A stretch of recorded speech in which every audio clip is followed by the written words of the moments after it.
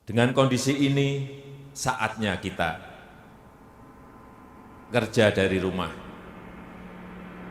belajar dari rumah, ibadah di rumah. Is to assume that people who have recovered from a SARS-CoV-2 infection. Virus corona jenis baru sudah jadi masalah hampir seluruh provinsi. Memutus mata rantai untuk mengurangi jumlah kasusnya. Telah menetapkan berdasarkan Perpres 21/2020 tentang pembatasan sosial berskala besar. Announcing that there is now going to be a statewide stay-at-home. When the oceans rise and thunders roar, I will soar with you above the storm. Father, you are king over the flood.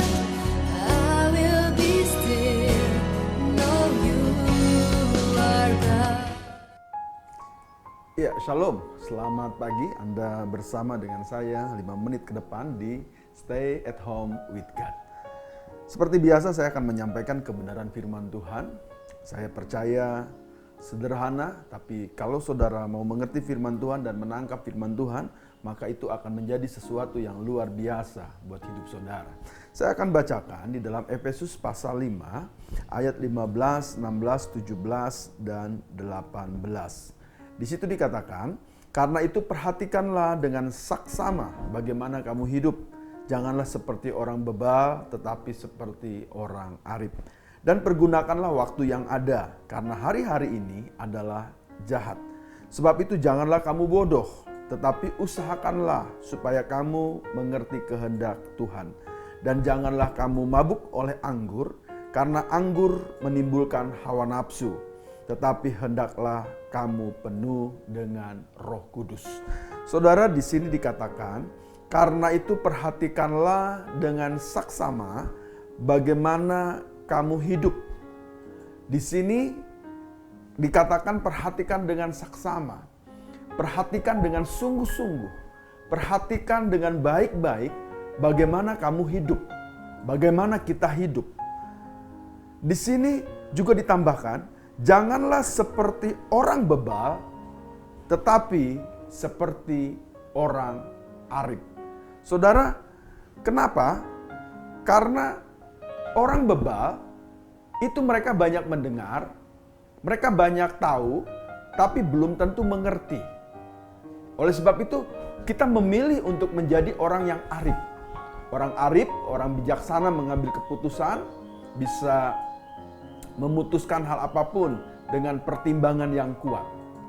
Oleh sebab itu saudara, mari kita perhatikan dengan saksama bagaimana kita hidup. Sudah, kita berhenti memperhatikan kekurangan orang lain, memperhatikan kehidupan orang lain yang mungkin itu menjadi celah. Mari kita perhatikan dengan saksama bagaimana kita hidup. Sebab saya percaya ketika kita sungguh-sungguh memperhatikan hidup kita, maka kita akan menemukan ada bagian-bagian yang mungkin kita katakan itu satu kekurangan dalam hidup kita. Disitulah ketika kita menemukan kekurangan di dalam hidup kita, kita akan semakin mengandalkan Tuhan. Kita akan semakin bergantung kepada Tuhan. Sebab di ayat 16 di sini dikatakan, dan pergunakanlah waktu yang ada karena hari-hari ini adalah jahat. Coba saudara perhatikan. Dan pergunakanlah waktu yang ada karena hari-hari ini adalah jahat. Saudara, waktu itu terus berjalan.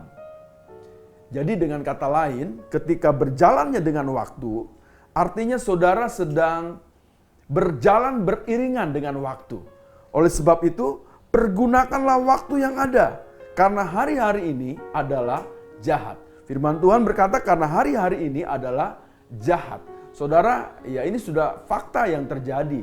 Hari-hari ini kita akan melihat kejahatan di mana-mana terjadi. Kejahatan di mana-mana kapanpun bisa terjadi dengan tiba-tiba. Oleh sebab itu, mari kita perhatikan hidup kita. Perhatikan hidup kita dengan seksama. Kita bisa menggunakan waktu. Jadi hari ini ada dua hal. Yang pertama, apa? Yang pertama di sini perhatikan dengan seksama bagaimana kita hidup. Lalu yang kedua, pergunakanlah waktu yang ada. Sedikit sekali orang bisa mempergunakan waktu yang ada. Hari-hari ini saya percaya Tuhan izinkan kita berada di rumah, stay at home. Saya percaya ini juga salah satu kita menggunakan waktu yang ada. Supaya semakin hari kita semakin mengenal Tuhan. Semakin hari kita bisa introspeksi dengan hidup kita, dengan diri kita. Maka saya percaya inilah masanya, inilah waktunya ada perbaikan di dalam hidup kita. Terlebih rohani kita semakin diperbaiki di dalam Tuhan. Oleh sebab itu saudara, tetap nikmati kebersamaan dengan Tuhan di dalam rumah saudara bersama dengan keluarga.